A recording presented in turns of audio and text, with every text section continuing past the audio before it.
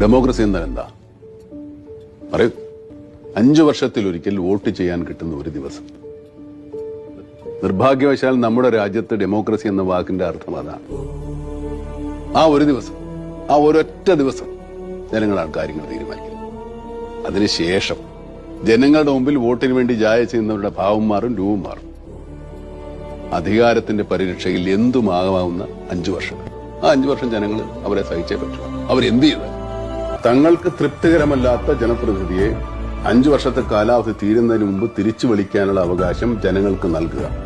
ഒരു നിയോജക മണ്ഡലത്തിലെ 50 അതിലധികമോ ശതമാനം വോട്ടർമാർ തങ്ങളുടെ പ്രതിനിധിക്കെതിരെ സ്പീക്കർക്ക് പരാതി നൽകിയാൽ ഇലക്ഷൻ കമ്മീഷന്റെ അനുവാദത്തോടുകൂടി വീണ്ടും ഇലക്ഷൻ നടത്താം. സാറേ, ഇത് നമ്മുടെ രാജ്യത്ത് പ്രാക്ടിക്കൽ അല്ല. ആണ്, പ്രാക്ടിക്കലാണ്. നമ്മൾ അവതരിപ്പിക്കുന്ന ഈ ബില്ല് പാർലമെന്റിന്റെ 2 സഭകളും പാസാക്കി രാഷ്ട്രപതി ഒപ്പുവെച്ചാൽ മതി. താല്പര്യമുള്ള സംസ്ഥാനങ്ങൾക്ക് നടപ്പിലാക്കാൻ ശ്രമിക്കാം.